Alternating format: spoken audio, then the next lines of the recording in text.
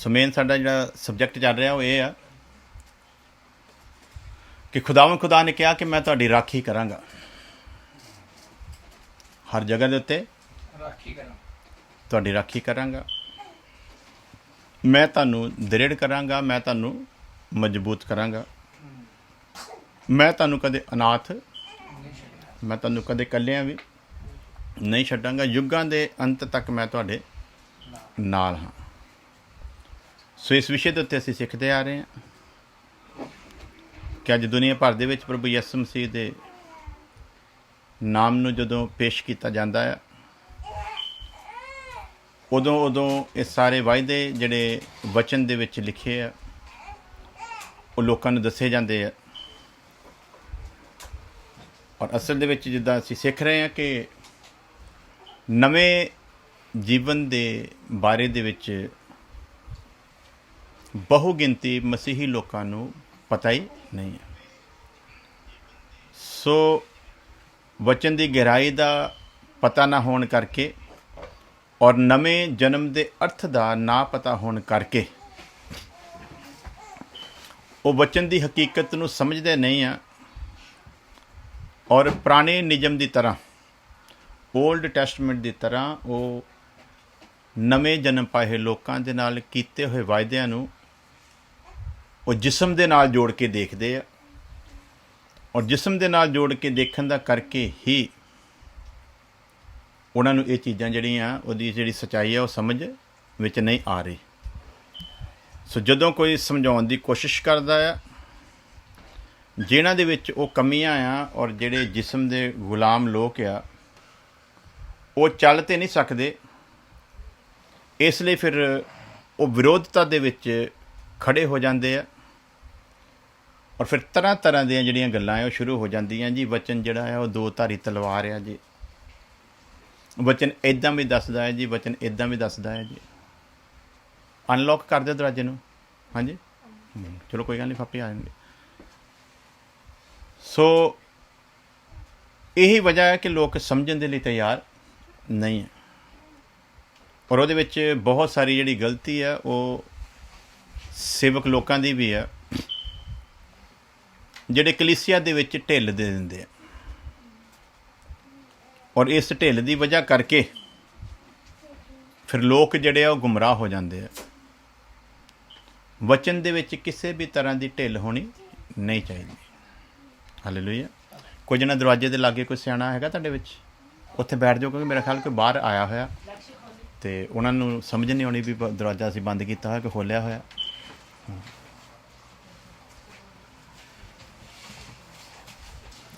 ਸੋ ਅਸੀਂ ਵਚਨ ਦੇ ਵੱਲ ਧਿਆਨ ਦੇਵਾਂਗੇ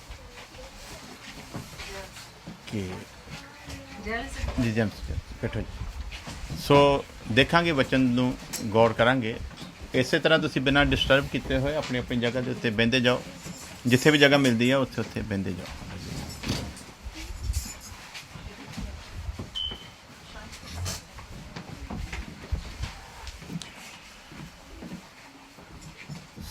ਸੋ ਢਿੱਲ ਜਿਹੜੀ ਆ ਉਹ ਨਹੀਂ ਹੋਣੀ ਚਾਹੀਦੀ। ਹਾਲੇਲੂਇਆ। ਜੇ ਅਸੀਂ ਢਿੱਲ ਸ਼ੁਰੂ 'ਚ ਵਰਤਾਂਗੇ ਤੇ ਫਿਰ ਅਸੀਂ ਅੱਗੇ ਜਾ ਕੇ ਸਖਤਾਈ ਨਹੀਂ ਕਰ ਸਕਦੇ, ਕਿਉਂਕਿ ਜੈਸਾ ਅਸੀਂ ਸ਼ੁਰੂ 'ਚ ਮਾਹੌਲ ਨੂੰ ਬਣਾ ਲਵਾਂਗੇ ਉਹੀ ਮਾਹੌਲ ਜਿਹੜਾ ਫਿਰ ਐਂਡ ਤੱਕ ਚੱਲਦਾ ਰਹਿੰਦਾ ਹੈ। ਸੋ ਇਸ ਲਈ ਅਸੀਂ ਢਿੱਲ ਨਹੀਂ ਦਿੰਦੇ। ਔਰ ਸਾਡਾ ਢਿੱਲ ਨਾ ਦੇਣਾ ਬਹੁਤਿਆਂ ਲੋਕਾਂ ਨੂੰ ਚੁੱਭਦਾ।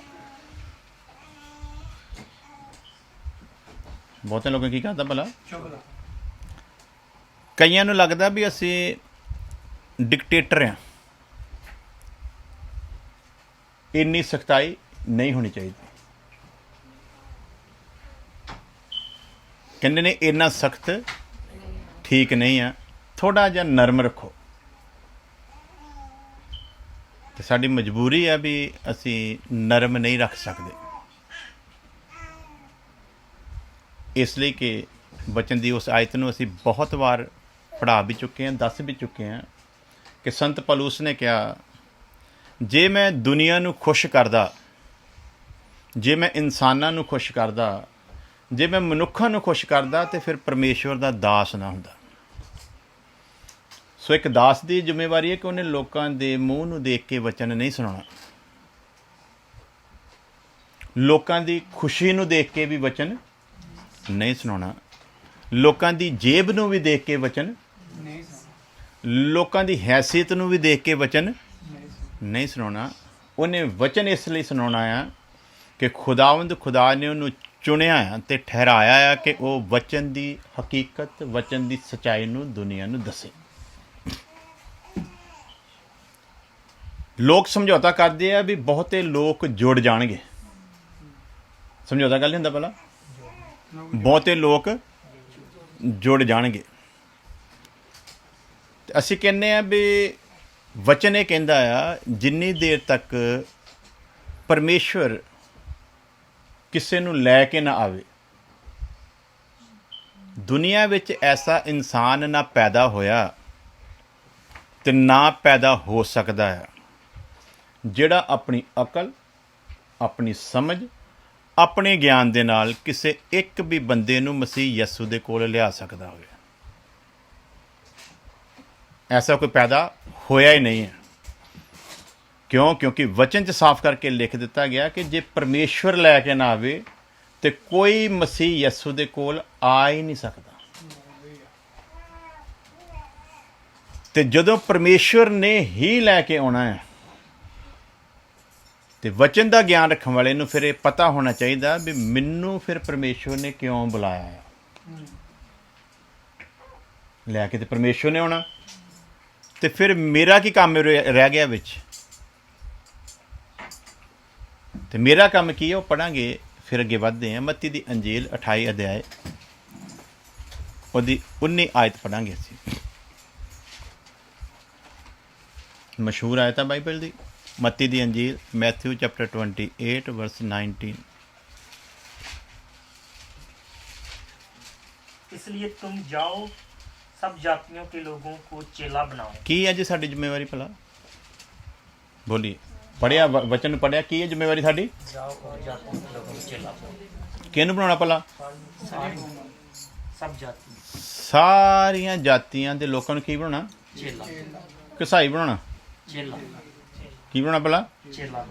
ਅੱਜ ਈਸਾਈਆਂ 'ਤੇ ਇਲਜ਼ਾਮ ਕੀ ਲਾਦਾ? ਧਰਮ ਪਰਿਵਰਤਨ ਕਰਦੇ, ਲੋਕਾਂ ਨੂੰ ਕਨਵਰਟ ਕਰਦੇ ਜੀ, ਪੈਸੇ ਦਾ ਲਾਲਚ ਦੇ ਕੇ ਜੀ, ਇੱਦਾਂ ਕਰਕੇ। ਆ ਮੇਰੇ ਕੋਲ 100 ਰਿਕੁਐਸਟਾਂ ਰੋਜ਼ ਆਉਂਦੀਆਂ ਜੀ, ਸਾਡੀ ਦਇਆ ਕਰੋ, ਸਾਡੇ ਉੱਤੇ ਮਿਹਰਬਾਨੀ ਕਰੋ, ਅਮਰੀਕਾ ਵਿੱਚ ਤੁਸੀਂ ਬੈਠੇ ਆ, ਤੁਹਾਨੂੰ ਕੋਈ ਫਰਕ ਨਹੀਂ ਪੈਂਦਾ। ਜੇ ਤੁਸੀਂ $50 ਹੀ ਭੇਜ ਦਿਓ ਨਾ, ਤੇ ਸਾਡੇ ਇੱਥੇ ਪਾਕਿਸਤਾਨ ਦੇ ਵਿੱਚ ਇੰਨੇ ਬਣ ਜਾਣੇ ਆ, ਸਾਡੇ ਇੰਡੀਆ ਦੇ ਵਿੱਚ ਇੰਨੇ ਬਣ ਜਾਣੇ ਹਨ। ਅਤੇ ਜੇ ਮਸੀਹਾਂ ਨੂੰ ਪੈਸਾ ਮਿਲਦਾ ਹੋਵੇ ਤੇ ਫਿਰ ਲੋਕੀ ਭੁੱਖ ਦੇ ਨਾਲ ਲੜਦੇ ਨਾ ਹੋਣ। ਜੇ ਮਸੀਹਾਂ ਦੇ ਲਾਲਚ ਪੂਰੇ ਹੁੰਦੇ ਹੋਣ ਤੇ ਫਿਰ ਲੋਕੀ ਭੁੱਖ ਦੇ ਨਾਲ ਲੜਦੇ ਨਾ ਹੋਣ, ਤੇ ਫਿਰ ਮੇਰੇ ਵਰਗੇ ਬੰਦੇ ਨੂੰ ਇੱਥੇ ਦਿਹਾੜੀਆਂ ਲਾਉਣ ਦੀ ਜ਼ਰੂਰਤ ਨਾ ਹੋਵੇ। ਹਾਂਜੀ, ਵਚਨ 'ਚ ਲਿਖਿਆ ਵੀ ਤੁਸੀਂ ਕੌਮਾਂ ਨੂੰ ਕੀ ਬਣਾਉਣਾ ਭਲਾ? ਕੀ ਬਣਾਉਣਾ ਜੀ? ਚੇਲੇ ਬਣਾਉਣਾ। ਇੱਥੇ ਇਹ ਨਹੀਂ ਲਿਖਿਆ ਤੁਸੀਂ ਉਹਨਾਂ ਨੂੰ ਕ੍ਰਿਸਚਨ ਬਣਾਓ, ਉਹਨਾਂ ਦੀ ਜਾਤੀ ਕਨਵਰਟ ਕਰੋ, ਉਹਨਾਂ ਦਾ ਰਿਲੀਜਨ ਚੇਂਜ ਕਰੋ। ਐਸਾ ਕੋਈ ਨਹੀਂ। ਹੁਕਮ ਕੀ ਹੈ ਭਲਾ? चेला। ਹੁਕਮ ਕੀ ਹੈ? ਚੇਲੇ ਬਣਾਉਣਾ। ਉਹ ਜਿੱਦਾਂ ਬਾਕੀ ਕੌਮਾਂ ਵਿਚਾਰੀਆਂ ਕਹੀ ਜਾਂਦੇ ਸੀ ਹਿੰਦੂ ਖਤਰੇ ਮੇ, ਮੁਸਲਮਾਨ ਖਤਰੇ ਮੇ, ਸਿੱਖ ਖਤਰੇ ਮੇ, ਉਸੇ ਤਰ੍ਹਾਂ ਸਾਡੇ ਸਾਈਆਂ ਨੇ ਵੀ ਰੌਲਾ ਪਾਉਣ ਦਿੱਤਾ, ਸਾਈ ਵੀ ਖਤਰੇ ਮੇ। ਆਦਤ ਪੈ ਗਈ ਨਾ, ਜਿਹੜੇ ਲੋਕੀ ਵੀ ਕਹਿੰਦੇ ਅਸੀਂ ਖਤਰੇ ਵਿੱਚ, ਆਪਾਂ ਵੀ ਕਹਿਣਾ ਸ਼ੁਰੂ ਕਰ ਦਿੰਦੇ ਹਾਂ। ਇਹ ਵੀ ਹੁਣ ਸਿਨਾਮਾ ਸਨੂਮਾ ਬਣਾਉਣ ਲੱਗ ਪਏ। ਕੋਈ ਉਹ ਸੈਮਸਨ ਸੈਨਾ ਬਣਾਉਣ ਡਿਆ, ਸਮਸੂਨ ਸੈਨਾ, ਕੋਈ ਗਡਾਊਨ ਸੈਨਾ, ਕੋਈ ਸੈਨਾ। ਕਾਹਦੇ ਲਈ? ਪਰ ਅਸੀਂ ਵੀ ਦੂਜੀਆਂ ਕੌਮਾਂ ਵਾਂਗੂ ਯੁੱਧ ਕਰਾਂਗੇ, ਆਪਣੇ ਲੋਕਾਂ ਦੇ ਲਈ ਲੜਾਂਗੇ ਤੇ ਮਰਾਂਗੇ ਤੇ ਮਾਰਾਂਗੇ। ਇਹਦਾ ਮਤਲਬ ਇੱਕ ਪਾਸੇ ਤੁਸੀਂ ਕਹਿੰਦੇ ਹੋ ਵੀ ਉਹ ਬੁੱਤ ਪ੍ਰਸਤ ਲੋਕ ਨੇ, ਉਹਨਾਂ ਕੋਲੋਂ ਤੇ ਤੁਹਾਡੇ ਹਿਸਾਬ ਦੇ ਨਾਲ ਕੋਈ ਆਸ਼ਾ ਨਹੀਂ, ਤੇ ਤੁਹਾਡੇ ਕੋਲ ਤੇ ਜਿਉਂਦਾ ਖੁਦਾ ਆ। ਤੇ ਜੇ ਤੁਸੀਂ ਵੀ ਸੈਮਸਨ ਸੈਨਾ ਬਣਾਉਣੀ ਆ ਤੇ ਫਿਰ ਤੁਸੀਂ ਜਿਉਂਦੇ ਖੁਦਾ ਦੇ ਸ਼ਾਗਿਰਦ, ਜਿਉਂਦੇ ਖੁਦਾ ਦੇ ਸ਼ਾਗਿਰਦ ਨਹੀਂ, ਕਿਉਂਕਿ ਉਸ ਖੁਦਾ ਨੇ ਤੇ ਇਹ ਕਿਹਾ ਲੜਾਈ ਮੇਰੀ ਆ ਤੇ ਮੈਂ ਲੜਾਂਗਾ। ਕੀ ਕਿਹਾ ਜੀ ਭਲਾ? ਲੜਾਈ ਮੇਰੀ ਆ ਤੇ ਮੈਂ ਲੜਾਂਗਾ, ਤੇ ਮੇਰੇ ਬਦਲੇ ਦੇ ਦਿਨ ਦਾ ਇੰਤਜ਼ਾਰ ਕਰੋ। ਕਾਹਦਾ ਇੰਤਜ਼ਾਰ ਕਰਨਾ ਭਲਾ? ਹੁਣ ਬਦਲੇ ਦੇ ਦਿਨ ਦਾ ਇੰਤਜ਼ਾਰ ਕਰੋ।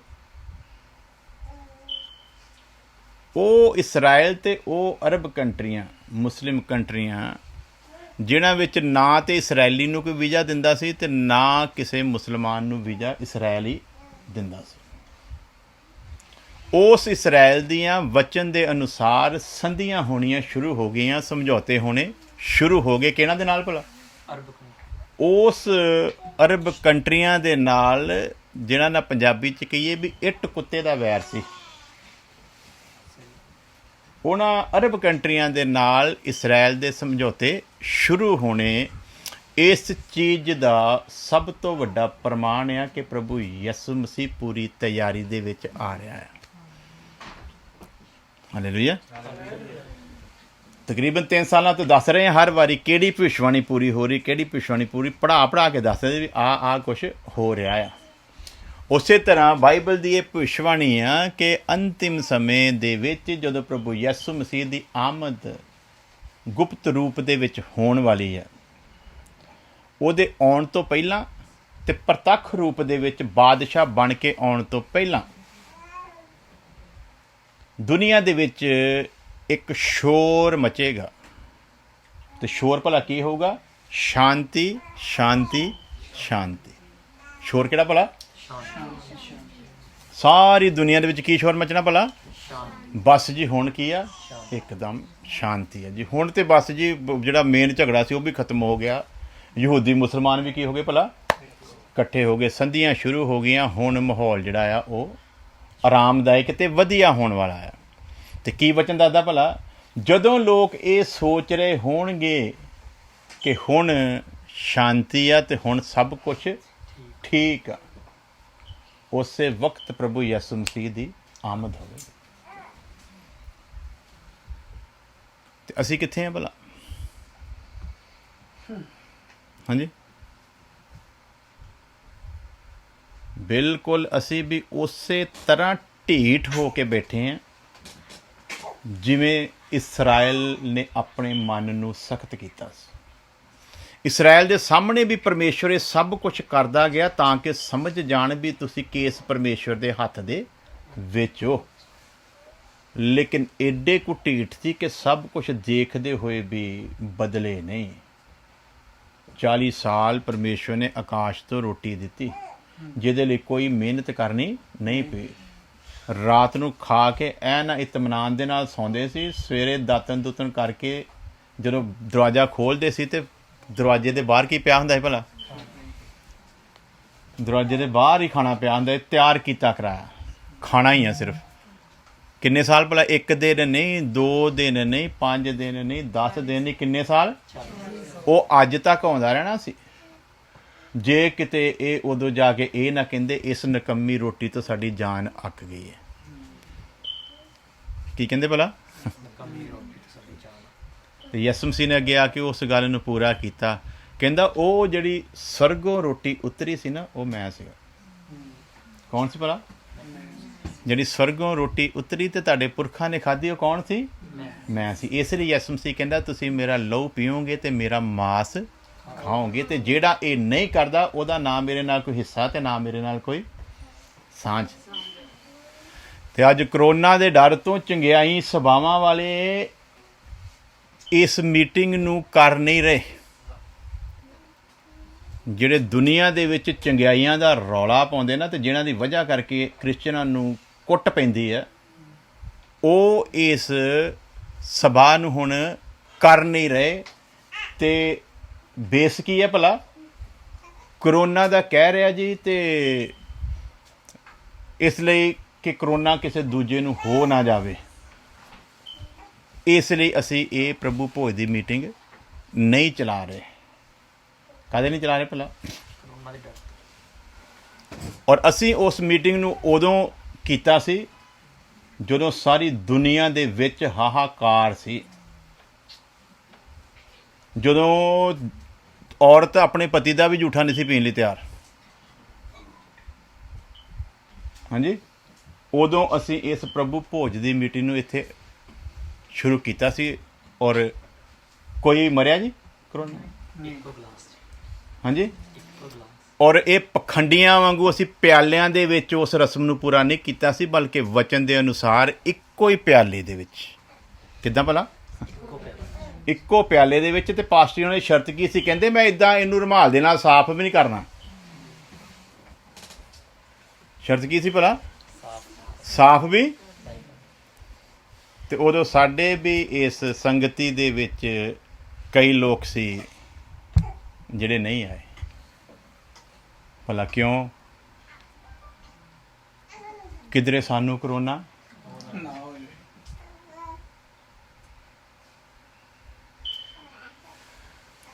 ਸਾਨੂੰ ਵੀ ਕਰੋਨਾ ਨਾ ਹੋ ਜਾਵੇ।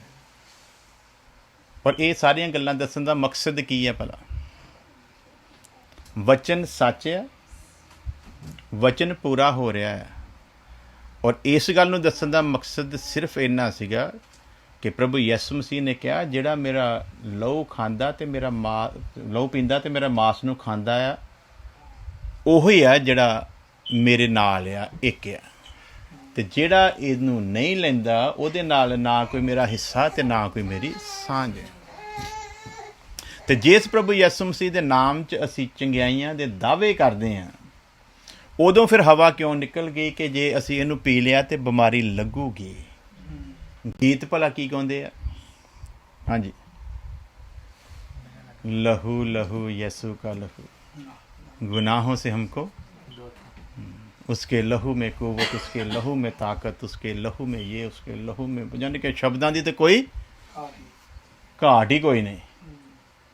ਤੇ ਇਹਦਾ ਮਤਲਬ ਕਰੋਨਾ ਦੇ ਟਾਈਮ 'ਚ ਯਿਸੂ ਮਸੀਹ ਦਾ ਲਹੂ ਜਿਹੜਾ ਸੀਗਾ ਉਹ ਬੇਫਾਇਦਾ ਹੋ ਗਿਆ, ਉਹਦੀ ਤਾਕਤ ਘਟ ਗਈ। ਜਦ ਕਿ ਇਸੇ ਲਹੂ ਦੀ ਸ਼ਕਤੀ ਦੇ ਬਾਰੇ ਲਿਖ ਕੇ ਦਿੱਤਾ ਕਿ ਜਿਹੜਾ ਇਹਨੂੰ ਯੋਗਤਾ ਦੇ ਨਾਲ ਤੇ ਅਯੋਗਤਾ ਦੇ ਨਾਲ ਲੈਂਦਾ, ਅਯੋਗਤਾ ਦੇ ਨਾਲ ਲੈਣ ਵਾਲੇ ਦੇ ਨੁਕਸਾਨ ਤੇ ਯੋਗਤਾ ਦੇ ਨਾਲ ਲੈਣ ਵਾਲੇ ਦਾ ਫਾਇਦਾ। ਇਸ ਪ੍ਰਭੂ ਭੋਜ ਦੀ ਮੀਟਿੰਗ ਦੇ ਵਿੱਚ ਜਿਹੜਾ ਸੱਚੇ ਦਿਲੋਂ ਆ ਜਾਵੇ ਨਾ, ਜੇ ਕੈਂਸਰ ਵੀ ਹੋਵੇ ਤੇ ਕੈਂਸਰ ਵੀ ਨਿਕਲ ਜਾਊਗਾ। ਡਾਕਟਰ ਨੇ ਕਿਹਾ ਹੋਵੇ ਨਾ ਤੇਰੇ ਬਚਨ ਦੀ ਕੋਈ ਉਮੀਦ ਨਹੀਂ, ਤੇ ਤੌਬਾ ਕਰ ਲਵੇ ਆ ਕੇ ਕਿ ਬਸ ਮੈਨੂੰ ਪ੍ਰਭੂ ਜੀ ਮੌਕਾ ਦੇ ਦੇ ਇੱਕ ਵਾਰੀ ਜੀਣ ਦਾ। ਤੇ ਇਹਦਾ ਉਹ ਸਿਸਟਮ ਆ ਬਚਨ ਦਾ ਕਿ ਯਿਸੂ ਮਸੀਹ ਦਾ ਪਵਿੱਤਰ ਲਹੂ ਉਹਦੇ ਉਸ ਕੈਂਸਰ ਨੂੰ ਵੀ ਖਤਮ ਕਰਨ ਦੀ ਕੁਦਰਤ ਰੱਖਦਾ ਆ। ਸੋ ਇਹ ਗੱਲਾਂ ਕਾਹਦੇ ਲਈ ਕਰ ਰਹੇ ਹਾਂ? ਜਿਵੇਂ ਅਸੀਂ ਪਿਛਲੀ ਵਾਰ ਦੱਸਿਆ ਸੀ ਕਿ ਅਸੀਂ ਉਸ ਤਰੀਕੇ ਨਾਲ ਨਹੀਂ ਕਿ ਐਵੇਂ ਇੱਕ ਸਬਜੈਕਟ ਜਿਹਨੂੰ ਲੈ ਕੇ ਤੇ ਆਪਣੇ ਆਪ ਨੂੰ ਗਿਆਨਵਾਨ ਸ਼ੋਅ ਕਰੀਏ। ਅਸੀਂ ਵਚਨ ਦੀ ਗਹਿਰਾਈਆਂ ਨੂੰ ਸਿੱਖਣ ਦੇ ਲਈ ਇਕੱਠੇ ਹੁੰਦੇ ਹਾਂ, ਨਾ ਕਿ ਇਹ ਦੱਸਣ ਦੇ ਲਈ ਕਿ ਮੈਂ ਬਹੁਤ ਗਿਆਨਵਾਨ ਹਾਂ, ਮੇਰੇ ਕੋਲ ਬੜੇ ਸਬਜੈਕਟ ਆ ਜਾਂ ਮੇਰੇ ਕੋਲ ਸੁਣਾਉਣ ਦਾ ਬੜਾ ਹੁਨਰ ਆ। ਉਹ ਵੀ ਹੈਗਾ ਆ, ਜਿਹੜਾ ਹੁਨਰ ਲੋਕਾਂ ਕੋਲ ਆ ਉਹ ਵੀ ਹੈਗਾ ਆ, ਪਰ ਉਹ ਸਿਰਫ ਗਿਆਨ ਆ ਜਿਹਦੇ ਨਾਲ ਮੁਕਤੀ ਦਾ ਕੋਈ ਸੰਬੰਧ। ਇਸ ਲਈ ਅਸੀਂ ਉਹ ਦਸੀਏ ਜਿਹਦਾ ਮੁਕਤੀ ਦੇ ਨਾਲ ਸੰਬੰਧ ਆ, ਜਿਹਦੇ ਲਈ ਅਸੀਂ ਬੁਲਾਏ ਗਏ ਹਾਂ। ਤੇ ਯਿਸੂ ਮਸੀਹ ਕੀ ਕਹਿੰਦਾ ਹੈ? ਜਾਓ, ਜਾਤੀ ਜਾਤੀ ਦੇ ਲੋਕਾਂ ਦੇ ਕੋਲ ਜਾਓ ਤੇ ਉਹਨਾਂ ਨੂੰ ਕੀ ਕਰੋ ਭਲਾ? ਚੇਲੇ ਬਣਾਓ, ਯਾਨੀ ਕਿ ਡਿਸਾਈਪਲ ਬਣਾਓ। ਮਤਲਬ ਇੱਕ ਨਿਯਮ 'ਚ ਰਹਿਣ ਵਾਲੀ ਇੱਕ ਜਮਾਤ ਬਣਾਉਣੀ ਆ। ਕਿੱਥੋਂ ਭਲਾ? ਸਾਰੀਆਂ ਕੌਮਾਂ 'ਚੋਂ ਲੈ ਕੇ। ਇਹ ਉਹ ਜਮਾਤ ਹੋਵੇਗੀ ਜਿਹੜਾ ਰਾਜ ਉਹਨੇ ਯੁੱਗਾਂ ਤੋਂ ਸਾਡੇ ਲਈ ਤਿਆਰ ਕੀਤਾ ਹੈ, ਉਹਦੇ ਅਸੀਂ ਵਾਰਸ ਹੋਈਏ। ਹਾਲੇਲੂਇਆ। ਮੈਂ 3-4 ਦਿਨ ਪਹਿਲਾਂ ਸੋਚ ਰਿਹਾ ਸੀਗਾ ਕਿ ਅਸੀਂ ਜਦੋਂ ਰਾਜਨੀਤੀ ਵਿੱਚ ਸੀ ਨਾ, ਤੇ ਸਾਡੀ ਬੜੀ ਤਮੰਨਾ ਸੀਗੀ ਵੀ ਚਲੋ ਮਿਹਨਤ ਕਰਦੇ ਤੇ MLA ਜਾਂ ਮੰਤਰੀ ਬਣਾਂਗੇ। ਹਾਂਜੀ, ਉਹਦੇ ਲਈ 13 ਸਾਲ ਅਸੀਂ ਖਰਾਬ ਕੀਤੇ, ਕਿੰਨੀਆਂ ਦੁਸ਼ਮਣੀਆਂ ਪਾਈਆਂ, ਕਿੰਨੇ ਲੋਕਾਂ ਨੇ ਸਾਨੂੰ ਪਰੇਸ਼ਾਨ ਕੀਤਾ, ਕਿੰਨਿਆਂ ਨੂੰ ਅਸੀਂ ਕਈ ਤਾਂ ਵਿਚਾਰੇ ਮਾਰੀ ਗਏ, ਕਈਆਂ ਨੇ ਆਤਮ ਹੱਤਿਆ ਕਰ ਲਈਆਂ। ਉਹਨਾਂ ਦੇ ਵੀ ਪਰਚੇ ਸਾਡੇ 'ਤੇ ਦਰਜ ਹੋਏ। ਉਹ ਪਰਚੇ ਵੀ ਅਸੀਂ ਆਪਣੇ ਦਿਮਾਗ ਦੇ ਨਾਲ ਫਿਰ ਚਲਾਕੀਆਂ ਕਰ ਕੇ ਉਹਨਾਂ ਨੂੰ ਵੀ ਕੈਂਸਰ ਕਰਾ ਲਿਆ। ਤੇ ਮੈਂ ਸੋਚ ਰਿਹਾ ਸੀਗਾ ਕਿ ਉਹਦੇ ਲਈ ਅਸੀਂ ਇੰਨੀ ਮਿਹਨਤ ਕੀਤੀ ਹੈ। ਇੱਕ ਰਾਜ ਸਾਨੂੰ ਬਿਨਾਂ ਮਿਹਨਤ ਤੋਂ ਮਿਲਣ ਵਾਲਾ, ਸਿਰਫ ਇਹ ਮੰਨਣਾ ਕਿ ਮੈਂ ਗੁਨਹਗਾਰ ਹਾਂ। ਕੀ ਕਰਨਾ ਭਲਾ? ਔਰ ਉਹ ਰਾਜ ਉਹ ਤੇ ਮਿਲਣਾ ਸੀ 5 ਸਾਲ ਬਾਅਦ ਵਾਸਤੇ ਮਿਲਣਾ ਸੀ, ਤੇ ਬਾਅਦ ਵਿੱਚ ਜੇ ਅਸੀਂ ਲੋਕਾਂ ਦੀ ਉਮੀਦ ਤੇ ਖਰੇ ਨਾ ਉਤਰਦੇ ਤੇ ਅਗਲੀ ਵਾਰੀ ਉਹਨਾਂ ਸਾਨੂੰ ਵੋਟਾਂ ਨਹੀਂ ਸੀ ਪਾਉਣੀਆਂ। ਤੇ ਇੱਕ ਰਾਜ ਸਾਨੂੰ ਮਿਲਣ ਵਾਲਾ ਆ ਜਿਹਦੇ ਲਈ ਪ੍ਰਭੂ ਯਿਸੂ ਮਸੀਹ ਆ ਰਿਹਾ ਹੈ। ਹਾਲੇਲੂਇਆ। ਤੇ ਅੱਜ ਮੈਂ ਬਾਥਰੂਮ 'ਚ ਜਦੋਂ ਨਹਾ ਰਿਹਾ ਸੀ ਤੇ ਨਹਾਉਂਦਾ ਨਹਾਉਂਦਾ ਸੋਚ ਰਿਹਾ ਸੀਗਾ ਵੀ ਉਸ ਰਾਜ ਦੇ ਵਿੱਚ ਵੈਸੇ ਹੀ ਆਈਡੀਆ ਲਾ ਰਿਹਾ ਸੀ ਮੈਂ ਵੀ ਪ੍ਰਭੂ ਸਾਨੂੰ ਪੁੱਛੂਗਾ ਹਾਂਜੀ ਦੱਸੋ ਜੀ ਤੁਹਾਨੂੰ ਕਿਹੜੇ ਇਲਾਕੇ ਦੇ ਵਿੱਚ ਬਾਦਸ਼ਾਹ ਬਣਾਈ।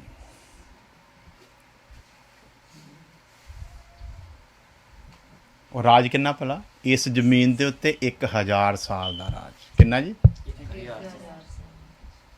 ਔਰ ਉਹ ਰਾਜ ਜਿਹਦੇ ਵਿੱਚ ਤੁਹਾਡੀ ਅੱਖ ਦੇ ਨਾਲ ਕੋਈ ਅੱਖ ਮਿਲਾ ਕੇ ਵੀ ਦੇਖ ਨਹੀਂ ਸਕੂਗਾ, ਔਰ ਜਿਹਦੇ ਵਿੱਚ ਇਨਸਾਫ ਦਾ ਰਾਜ ਹੋਊਗਾ। ਕਿੰਨਾ? ਦੁਨੀਆ ਦੇ ਵਿੱਚ ਅੱਜ ਤੱਕ ਐਡਾ ਵੱਡਾ ਰਾਜ ਕਿਸੇ ਕੌਮ ਕਿਸੇ ਜਾਤੀ ਨੇ ਨਹੀਂ ਕੀਤਾ, ਭਾਵੇਂ ਉਹ ਰੋਮ ਦਾ ਰਾਜ ਹੋਵੇ, ਭਾਵੇਂ ਉਹ ਮਾਧੀਆਂ ਪਾਰਸੀਆਂ ਦਾ ਰਾਜ ਹੋਵੇ, ਭਾਵੇਂ ਉਹ ਬ੍ਰਿਟਿਸ਼ ਸਾਮਰਾਜ ਹੋਵੇ, ਤੇ ਭਾਵੇਂ ਉਹ ਸਿਕੰਦਰ ਮਹਾਨ ਦਾ ਰਾਜ ਹੋਵੇ, ਭਾਵੇਂ ਉਹ ਮੁਗਲਾਂ ਦਾ ਰਾਜ ਹੋਵੇ, ਤੇ ਭਾਵੇਂ ਉਹ ਚੰਗੇਜ਼ ਖਾਂ ਦਾ ਰਾਜ ਹੋਵੇ। ਕੋਈ ਰਾਜ ਐਡਾ ਲੰਬਾ ਇਸ ਧਰਤੀ ਦੇ ਉੱਤੇ ਨਹੀਂ ਹੋਇਆ ਜਿਹੜਾ ਰਾਜ ਪ੍ਰਭੂ ਸਾਨੂੰ ਗਿਫਟ ਦੇ ਵਿੱਚ ਦੇਣ ਜਾ ਰਿਹਾ। ਤੇ ਮੈਂ ਮਨ ਹੀ ਮਨ ਕਿਹਾ, ਮੈਂ ਕਿਹਾ ਪ੍ਰਭੂ ਜੀ ਮੈਂ ਤਾਂ ਇਹ ਕਹਿਣਾ ਮੇਰੀ ਜਲੰਧਰ 'ਚ ਹੀ ਡਿਊਟੀ ਲਾ ਦੇ। ਆ ਜਿਹੜੇ ਸਾਨੂੰ ਕਹਿੰਦੇ ਹੋਏ ਤੁਹਾਡਾ ਯਸੂ ਇੱਦਾਂ ਤੇ ਤੁਹਾਡਾ ਯਸੂ ਇੱਦਾਂ, ਇਹਨਾਂ ਪੁੱਛਾਂਗੇ ਹੁਣ ਦੱਸੋ ਸਾਡਾ ਯਸੂ ਕਿੱਦਾਂ ਦਾ? ਹਾਂਜੀ, ਮਜ਼ਾ ਤੇ ਉਦੋਂ ਆਉਣਾ। ਅੱਜ ਤੇ ਸਾਨੂੰ ਜਿੰਨਾ ਮਰਜ਼ੀ ਜਲੀਲ ਕਰ ਲਓ, ਅੱਜ ਤੇ ਸਾਨੂੰ ਜਿੰਨਾ ਮਰਜ਼ੀ ਤੁੱਛ ਸਮਝ ਲਓ, ਪਰ ਉਸ ਵਕਤ ਤੁਹਾਡੀ ਜ਼ਰੂਰਤ ਨਹੀਂ ਹੋਣੀ ਸਾਡੇ ਨਾਲ ਅੱਖ ਮਿਲਾ ਕੇ ਗੱਲ ਵੀ ਕਰ ਸਕੋ। ਔਰ ਪ੍ਰਭੂ ਦੀ ਮਹਾਨਤਾ ਦੇਖੋ ਕਿ ਕਿੰਨੇ ਸਬਰ ਦੇ ਨਾਲ ਇਸ ਚੀਜ਼ ਦੀ ਤਿਆਰੀ ਹੋ ਰਹੀ ਹੈ। ਮੈਂ ਜਾਤਾ ਹੂँ ताकि तुम्हारे लिए जगह तैयार करूँ, हालेलुया। फिर मैं आऊँगा और तुम्हें अपने पास ले जाऊँगा। ਪਹਿਲਾਂ ਤੇ 7 ਸਾਲ ਸਾਨੂੰ ਰੱਖੂਗਾ ਆਪਣੇ ਉਸ ਸਵਰਗੀ ਰਾਜ ਦੇ ਵਿੱਚ, ਜਿੱਥੇ ਫਰਿਸ਼ਤੇ ਸਾਨੂੰ ਕੀ ਕਰਨਗੇ ਭਲਾ? ਅੱਜ ਜੇ ਸਾਨੂੰ ਕਿਸੇ ਫਰਿਸ਼ਤੇ ਦਾ ਦਰਸ਼ਨ ਹੋ ਜਾਵੇ ਨਾ ਤੇ ਅਸੀਂ ਮਤਲਬ ਸਾਡੇ ਜ਼ਮੀਨ ਤੇ ਪੈਰ ਨਹੀਂ ਲੱਗਣੇ, ਕਹਿਣਾ ਵੀ ਜਿੰਨੀ ਦੇਰ ਗਵਾਹੀ ਨਾ ਦੱਸੀ ਉਹਦੇ ਢਿੱਡ ਪੀੜ ਰਹਿਣੀ ਵੀ ਦੱਸ ਦਈਏ ਫਟਾਫਟ। ਹਾਂਜੀ, ਮੈਨੂੰ ਫਰਿਸ਼ਤਾ ਦਿਸਿਆ ਸੀ ਜੀ। ਤੇ ਉਦੋਂ ਭਲਾ ਫਰਿਸ਼ਤੇ ਸਜਦਾ ਕਰਕੇ ਖੜੇ ਹੋਣੇ ਆ, ਤੇ ਜਦੋਂ ਉਹਨੇ ਲੈਣ ਆਉਣਾ ਹੈ ਨਾ ਤੇ ਸਵਾਗਤ ਦੇ ਲਈ ਪੂਰੇ ਕਰੋੜਾਂ ਫਰਿਸ਼ਤੇ ਸਾਡੇ ਵੈਲਕਮ ਦੇ ਲਈ ਉੱਥੇ ਖੜੇ ਹੋਣੇ ਆ। ਕੀ ਕੋਈ ਇਨਸਾਨ ਆਪਣਾ ਸਭ ਕੁਝ ਵੇਚ ਕੇ ਵੀ ਉਸ ਮਾਹੌਲ ਨੂੰ ਖਰੀਦ ਸਕਦਾ?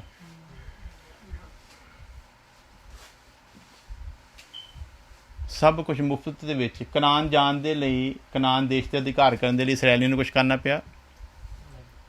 ਕਹਿੰਦਾ ਮੈਂ ਅਬਰਾਹਮ ਨੂੰ ਕਿਹਾ ਨਾ, ਕਹਿੰਦਾ ਇਹ ਧਰਤੀ ਮੈਂ ਤੇਰੇ ਤੋਂ ਬਾਅਦ ਤੇਰੀ ਅੰਸ਼ ਨੂੰ ਮਿਰਾਸ ਦੇ ਵਿੱਚ ਦਿਆਂਗਾ ਤੇ ਕੋਈ ਉਹਨੂੰ ਉੱਥੋਂ ਉਹਨਾਂ ਨੂੰ ਹਿਲਾ ਨਹੀਂ ਸਕੂਗਾ ਜਦੋਂ ਤੱਕ ਉਹ ਮੇਰੇ ਹੁਕਮ ਦੇ ਵਿੱਚ ਬਣੇ ਰਹੇਗੇ।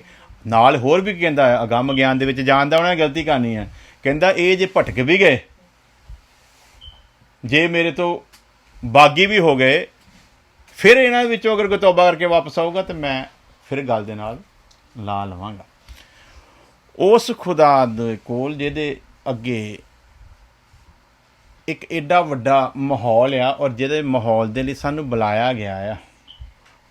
ਅਸੀਂ ਆਏ ਨਹੀਂ, ਸਾਡੇ ਧਰਮ ਦੇ ਕੰਮ ਸਾਨੂੰ ਪਰਮੇਸ਼ਵਰ ਦੇ ਕੋਲ ਲੈ ਕੇ ਨੇ, ਸਾਡੀਆਂ ਚੰਗਿਆਈਆਂ ਸਾਨੂੰ ਪਰਮੇਸ਼ਵਰ ਦੇ ਕੋਲ। ਜੇ ਤੇ ਧਰਮ ਦੇ ਕੰਮਾਂ ਦੀ ਗੱਲ ਕਰੇ ਫਿਰ ਮੇਰੇ ਵਰਗਾ ਬੰਦਾ ਤੇ ਇੱਥੇ ਬੈਠ ਕੇ ਯਿਸੂ ਮਸੀਹ ਦੀ ਗੱਲ ਵੀ ਨਹੀਂ ਕਰ ਸਕਦਾ ਸੀ। ਇਹਦਾ ਮਤਲਬ ਅਸੀਂ ਵਿਗੜ ਵੀ ਜਾਈਏ, ਜਿਹੜਾ ਕੰਮ ਉਹਨੇ ਸਾਡੇ ਹਿੱਸੇ ਦਾ ਰੱਖਿਆ ਜਿੰਨੀ ਦੇਰ ਤੱਕ ਕਰਾਉਣਾ ਨਹੀਂ ਉਨੀ ਦੇਰ ਤੱਕ ਉਹਨੇ ਜਾਣ ਨਹੀਂ ਦੇਣਾ। ਭੱਜਿਆ ਨਾ ਯੂਨਾ ਨਬੀ, ਕਹਿੰਦਾ ਮੈਂ ਨਹੀਂ ਜਾਣਾ ਤਰਸੀਸ਼ ਆ, ਉਹਨੂੰ ਕੋਈ ਚੰਗਾ ਸੁਨੇਹਾ ਨੀਨਵਾ ਨੂੰ ਕਹਿੰਦਾ ਕੋਈ ਚੰਗਾ ਸੁਨੇਹਾ ਹੈਗਾ ਦੇ ਦੇ, ਨਹੀਂ ਤੇ ਰਹਿਣ ਦੇ। ਤਾਂ ਆਪਣੇ ਲੋਕ ਕੀ ਕੀਤਾ ਭਲਾ? ਭੱਜ ਗਿਆ ਵੀ ਮੈਂ ਨਹੀਂ ਜਾਣਾ। ਮੱਛੀ ਦੇ ਮੂੰਹ ਦੇ ਵਿੱਚ ਪਾ ਕੇ ਤੇ ਫਿਰ ਢਿੱਡ ਦੇ ਵਿੱਚ ਲਗਾਇਆ ਤੇ ਫਿਰ ਲੈ ਕੇ ਆਈ ਮੱਛੀ। ਕਹਿੰਦਾ ਇਹਨੂੰ ਉੱਥੇ ਛੱਡ ਕੇ ਆ ਜਿੱਥੋਂ ਭੱਜਿਆ ਸੀ। ਤੂੰ ਕਿੱਦਾਂ ਭੱਜ ਸਕਦਾ? ਜਿਹੜਾ ਕੰਮ ਮੈਂ ਤੇਰੇ ਕੋਲ ਕਰਾਉਣਾ ਉਹ ਮੈਂ ਕਰਾ ਕੇ ਰਹਿਣਾ। ਸੋ ਫਿਰ ਉਸੇ ਜਗ੍ਹਾ 'ਤੇ ਆਉਂਦੇ ਆ। ਇਹ ਗੱਲਾਂ ਦੱਸ ਰਹੇ ਹਾਂ ਇਸ ਲਈ ਕਿ ਅਸੀਂ ਸਮਝ ਸਕੀਏ ਕਿ ਪਰਮੇਸ਼ਵਰ ਦੀ ਇੱਕ ਯੋਜਨਾ ਆ ਜਿਹੜੀ ਨਵਾਂ ਜਨਮ ਪਾਏ ਹੋਏ ਬੰਦੇ ਦੇ ਵਾਸਤੇ ਆ, ਲੇਕਿਨ ਨਵਾਂ ਜਨਮ ਪਾਇਆ ਹੋਇਆ ਬੰਦਾ ਇਸ ਯੋਜਨਾ ਨੂੰ ਅਜੇ ਤੱਕ ਸਮਝ ਨਹੀਂ ਸਕਿਆ। ਕਿਉਂ ਨਹੀਂ ਸਮਝ ਸਕਿਆ? ਕਿਉਂਕਿ ਉਹਨੂੰ ਨਵੇਂ ਜਨਮ ਦਾ ਹੀ ਪਤਾ ਨਹੀਂ। ਨਵਾਂ ਜਨਮ ਪਾ ਕੇ ਕੰਮ ਸਾਰਾ ਹੀ ਪੁਰਾਣਾ ਕਰੀ ਜਾ ਰਿਹਾ ਤੇ ਕਹਿੰਦਾ ਮੈਂ ਕੀ ਪਾਇਆ ਭਲਾ? ਨਵਾਂ ਜਨਮ ਪਾਇਆ ਆ। ਤੇ ਨਵਾਂ ਜਨਮ ਜਿਹਨੇ ਪਾਇਆ ਹੈ ਨਾ ਉਹਦੇ ਲਈ ਸਿਸਟਮ ਹੀ ਵੱਖਰਾ ਹੈ।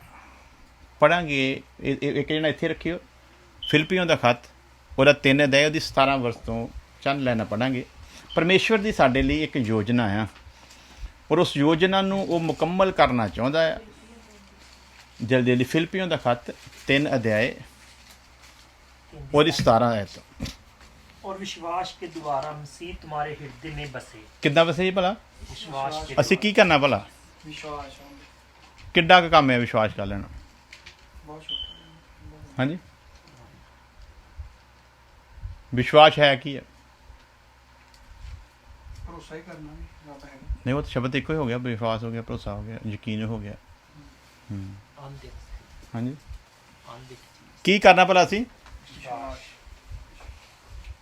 ਕੀ ਕਰਨਾ ਹੀ ਬੋਲੋ। ਸਾਡਾ ਕੰਮ ਕਿੰਨਾ ਭਲਾ? ਵਿਸ਼ਵਾਸ ਇਹ ਨਹੀਂ ਹੁੰਦਾ। ਕਿਉਂਕਿ ਕਹਿੰਦਾ ਭਲਾ, ਪੜੋ ਵਚਨ ਨੂੰ। और विश्वास के द्वारा मसीह तुम्हारे हृदय में बसे। ਮਸੀਹ ਤੇ ਹਿਰਦੇ ਵਿੱਚ ਤਾਂ ਵਸੂਗਾ ਜੇ ਸਾਡੇ ਅੰਦਰ ਕੀ ਹੋਊਗਾ ਭਲਾ? विश्वास ਵਿਸ਼ਵਾਸ ਹੋਵੇਗਾ ਕਿ ਜੋ ਕੁਛ ਉਹਨੇ ਕਿਹਾ ਆ ਉਹਨੂੰ ਪੂਰਾ ਕਰਨ ਦੀ ਉਹ ਕੁਦਰਤ ਰੱਖਦਾ ਆ।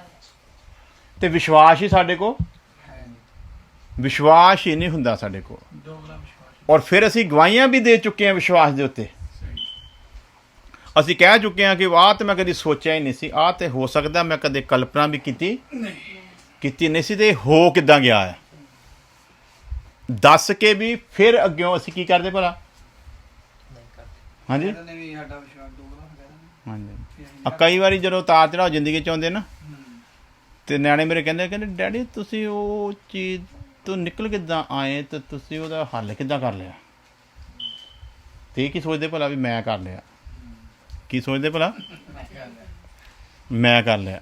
ਜਦ ਕਿ ਇਹਨਾਂ ਨੂੰ ਪਤਾ ਆ ਵੀ ਜਦੋਂ ਵੀ ਇਦਾਂ ਦੇ ਹਾਲਾਤ ਆਉਂਦੇ ਨਾ, ਤੇ ਇਹਨਾਂ ਨੂੰ ਮੈਂ ਇੱਕੋ ਗੱਲ ਦੱਸਦਾ ਹੁੰਦਾ, ਬੇਫਿਕਰ ਹੋ ਕੇ ਬੈਠ ਜਾਓ, ਇੱਕ ਹੈਗਾ ਜਿਹੜਾ ਕਰਨ ਦੀ ਕੁਦਰਤ। ਔਰ ਇਹਨਾਂ ਨੇ ਆਪਣੀਆਂ ਅੱਖਾਂ ਦੇ ਨਾਲ ਉਹ ਸਾਰੇ ਕੁਝ ਹੁੰਦੇ ਦੇਖੇ ਆ, ਤੇ ਹੁਣ ਜੇ ਕੱਲ ਨੂੰ ਸ਼ੱਕ ਕਰਨ ਤੇ ਫਿਰ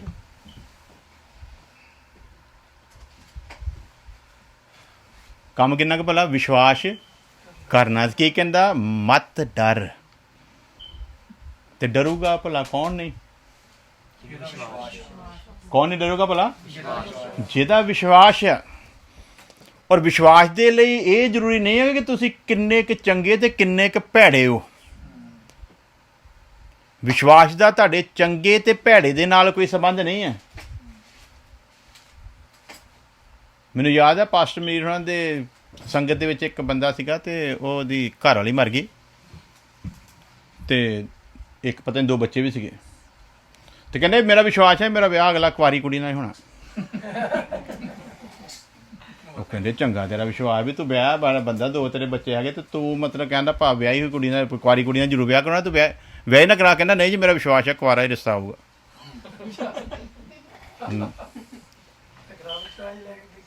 ਨਹੀਂ, ਕੁਆਰੀ ਨਹੀਂ ਹੋਇਆ ਫਿਰ। ਅੱਛਾ ਭਾਵੇਂ ਭੈੜਾ ਵਿਸ਼ਵਾਸ ਸੀਗਾ, ਆਓ ਫੇਰ ਵੀ ਉਹਦਾ ਪਰ ਵਿਸ਼ਵਾਸ ਫਿਰ ਵੀ ਪੂਰਾ ਹੋਇਆ ਹਨ। ਇਹਦਾ ਮਤਲਬ ਜੇ ਇਦਾਂ ਦੀ ਨਕੰਮੀ ਜੀ ਗੱਲ ਦੇ ਵਿੱਚ ਵੀ ਤੁਹਾਡਾ ਵਿਸ਼ਵਾਸ ਪੂਰਾ ਹੋ ਸਕਦਾ ਆ, ਹਨਾ? ਤੇ ਫਿਰ ਚੰਗੀ ਚੀਜ਼ ਦੇ ਲਈ ਕਿਉਂ ਨਹੀਂ ਹੋ?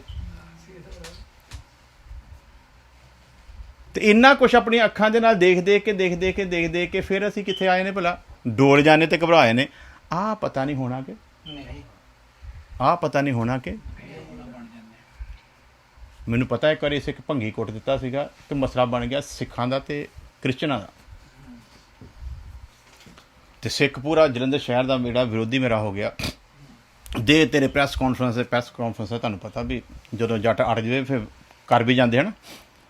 ਤੇ ਡੈਡੀ ਮੇਰੇ ਥੋੜ੍ਹੇ ਜਿਹੇ ਪਹਿਲੀ ਵਾਰੀ ਉਦੋਂ ਮੈਂ ਘਬਰਾਏ ਹੋਏ ਦੇਖੇ,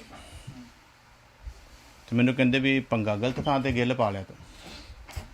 ਮੈਂ ਕਿਹਾ ਵੀ ਤੁਸੀਂ ਇਸ ਚੀਜ਼ ਦੀ ਟੈਨਸ਼ਨ ਬਿਲਕੁਲ ਛੱਡ ਦਿਓ। ਫਿਰ ਹੱਸ ਪਏ, ਕਹਿੰਦੇ ਵੀ ਹੁਣ ਜੇ ਇਸ ਪੰਗੇ 'ਚੋਂ ਨਿਕਲ ਆਵੇਂ ਨਾ, ਤੇ ਫਿਰ ਵਾਕਿਆ ਤੂੰ ਗੁਰਦਾਸ ਸਿੰਘ ਦਾ ਮੁੰਡਾ। ਤੇ ਮੈਂ ਕਿਹਾ ਤੁਸੀਂ ਚਿੰਤਾ ਫ੍ਰੀ ਹੋ ਜਾਓ, ਇਹ ਮਸਲਾ ਹੱਲ ਹੋ ਜਾਊਗਾ। ਤੇ ਮਸਲਾ ਇਸ ਤਰੀਕੇ ਨਾਲ ਰੱਬ ਨੇ ਹੱਲ ਕੀਤਾ ਵੀ ਪਤਾ ਵੀ ਨਹੀਂ ਲੱਗਾ ਵੀ ਕਦੋਂ ਹੱਲ ਹੋ ਗਿਆ। ਵਿਸ਼ਵਾਸ ਹੈ।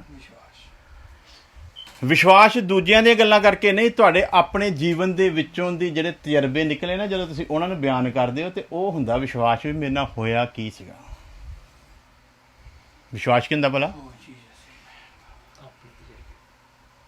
ਕੀ ਹੈ ਭਲਾ ਕੰਮ ਕੀ ਹੈ, ਅਸੀਂ ਸਿੱਖਣ ਕੀ ਰਹੇ ਹਾਂ ਭਲਾ ਮਤ ਡਰ।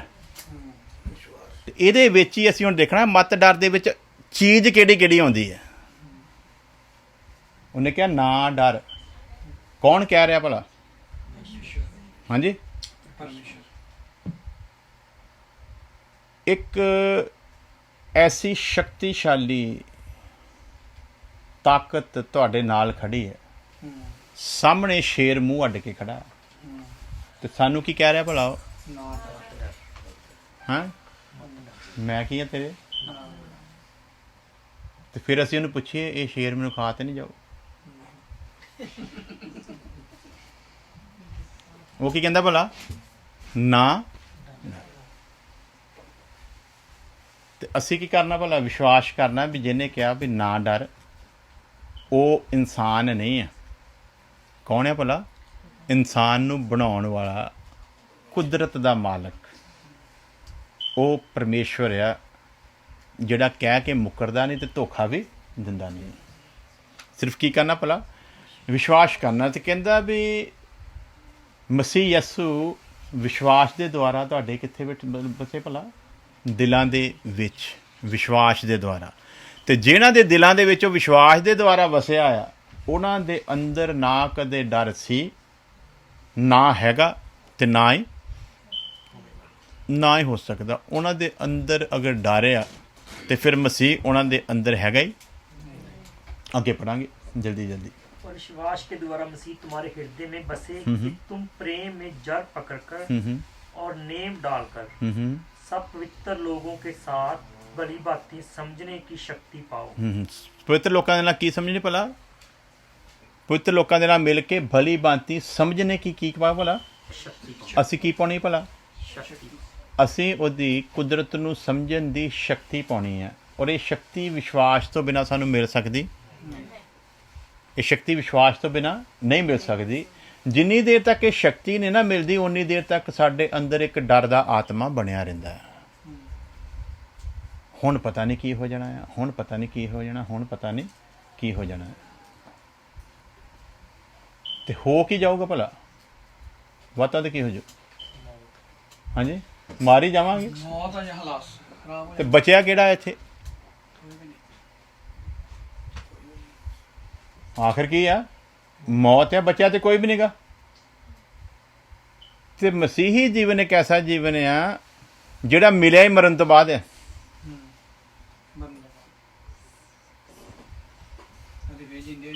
ਮਸੀਹੀ ਜੀਵਨ ਕੀ ਹੈ ਭਲਾ? ਇਹ ਮਿਲਿਆ ਹੀ ਮੌਤ ਤੋਂ। ਇਸ ਲਈ ਵਚਨ 'ਚ ਲਿਖਿਆ ਤੁਸੀਂ ਮੌਤ ਤੋਂ ਪਾਰ ਨਿਕਲ ਕੇ ਜੀਵਨ ਦੇ ਵਿੱਚ ਪ੍ਰਵੇਸ਼ ਕੀਤਾ ਆ। ਤੇ ਮਰੇ ਕਦੋਂ ਸੀ ਭਲਾ? ਜਦੋਂ ਬਪਤਿਸਮੇ ਦੀ ਸੂਰਤ ਦੇ ਵਿੱਚ ਦਫਨ ਕੀਤਾ ਸੀ ਆਪਣੇ ਆਪ ਨੂੰ। ਉਸ ਤੋਂ ਪਹਿਲਾਂ ਮਰੇ ਸੀ ਤੇ ਦਫਨ ਕੀਤੇ ਗਏ ਸੀ ਨਾ। ਪਰ ਅਸੀਂ ਕੀ ਸਮਝਦੇ ਭਲਾ? ਅਜੇ ਜਿਉਂਦੇ ਆ, ਅਜੇ ਅਸੀਂ ਜਿਉਂਦੇ ਆ। ਤਾਈਓ ਤੇ ਮੁਸੀਬਤ ਆ ਨਾ। ਦੱਬੇ ਨਹੀਂ ਸੀ ਗਏ, ਮਰੇ ਨਹੀਂ ਸੀ ਤੇ ਦੱਬਦੇ ਕਾਹਦੇ?